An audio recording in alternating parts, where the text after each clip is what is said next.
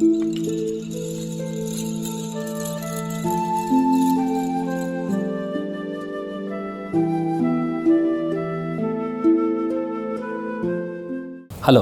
and welcome to the fourth episode in our series on psychosocial support for caregivers of patients with traumatic brain injury. In the previous episodes, we understood the definition of a psychiatric social worker and also the different psychosocial interventions provided by the psychiatric social worker, including crisis intervention and providing psychological first aid for patient caregivers. The one important aspect that needs to be dealt is the communication between the caregiver of the patient and also the multidisciplinary team that is treating the patient. In this episode, we will pose questions regarding the communication aspect that is very much important for treatment of traumatic brain injury. Come, let us meet our expert.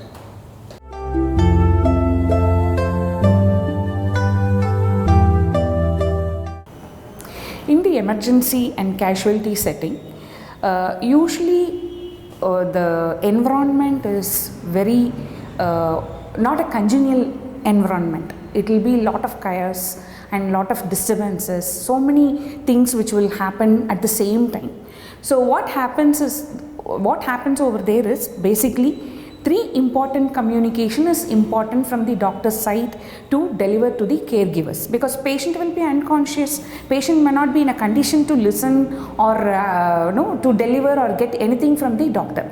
So the doctor need to provide three aspects. One is update information about the patient, and also important information what need to be delivered to the caregiver, and third, how this information will be provided to them. So these are the three major components which need to be thought about it in the communication system.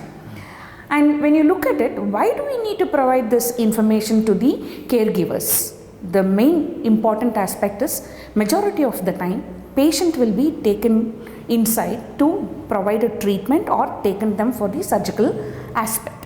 Now, surgical intervention. So when you take this patient inside, caregivers will be left outside. They will be having lot of common mental health issues like a fear, anxiety and despair, and they will also be agitated and anger, and they also will feel guilt.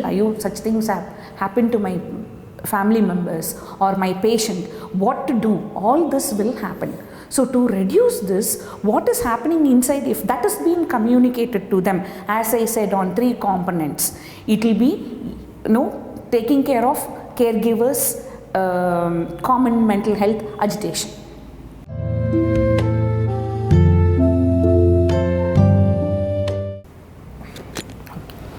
So there are few things which is commonly creating difficulties for the caregivers. One is language difficulties, the treating unit and the caregiver, the language difficulties. The second aspect, lack of education from the caregiver to understand what the doctor has been delivering to them, and consent form, how it is being delivered to the caregiver to take the consent of why it is important, how is it important, the way it is being explained to them, and grasping capacity, and also the patient or the caregiver's state of mind at the time of signing or at the time of taking things from them. And at times, and many times, I have seen the patient caregivers reporting the technical jargons which is being used, which they may not able to understand. And there are set of patient caregivers have expressed, some of them have used the method of drawing and showing where the problem has happened, how it has happened. If these things have been taken care, the caregivers may not have any difficulties while getting their loved ones treated.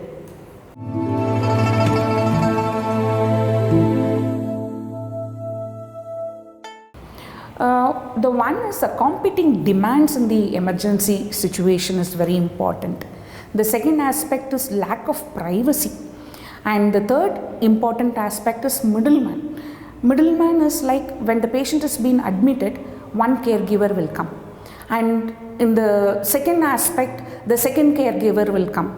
In the night, there is another caregiver who will come, and doctor would have communicated and which would not have been passed to the other caregiver.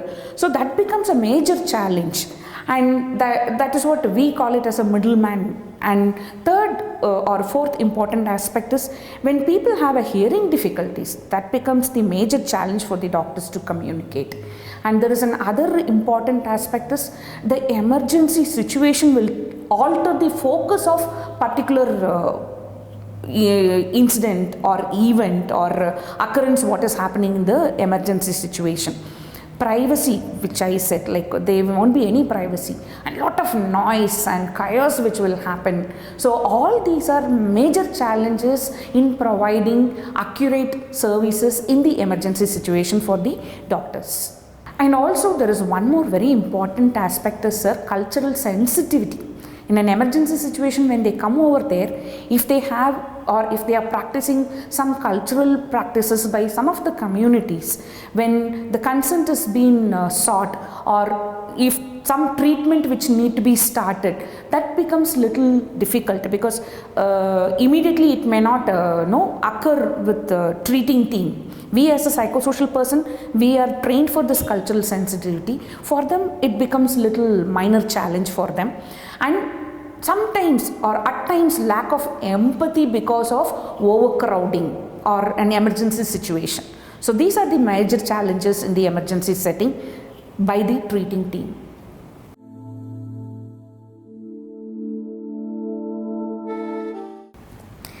Psychiatric social workers are specialized in dealing with mental health issue and also with crisis intervention and providing psychological support. So what we do over emergency and casualty setting is, we being a multidisciplinary team member, we do interact or liaison between the treating unit and to the patient and the caregivers. In emergency and casualty situation, majority of the time we deal with the caregivers. So many times or at times we do have to break the bad news. So we take up that role and break the news in a systematic manner to the caregivers to avoid the emotional outburst. And though there will be some emotional difficulties, but it is handled in a professional manner.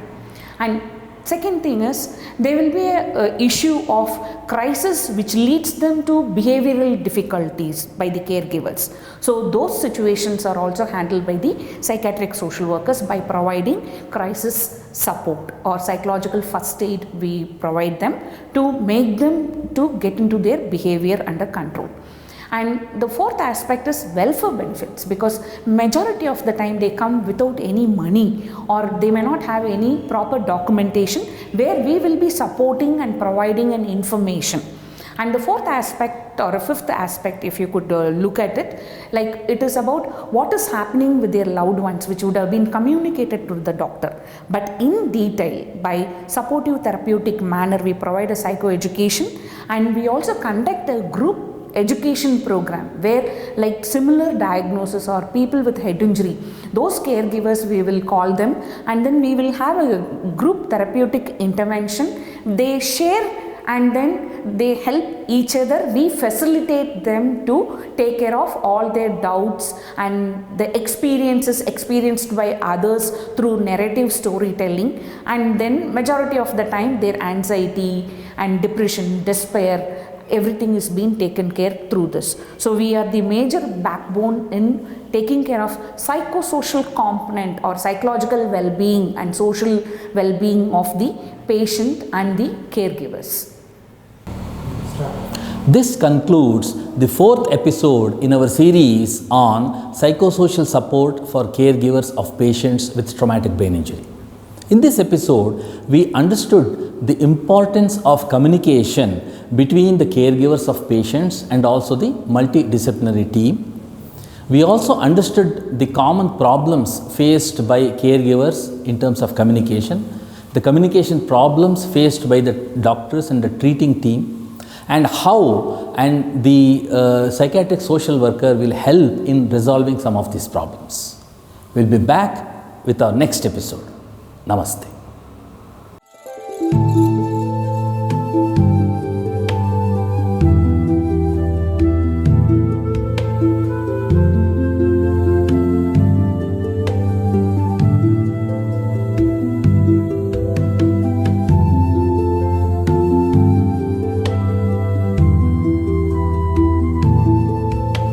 you.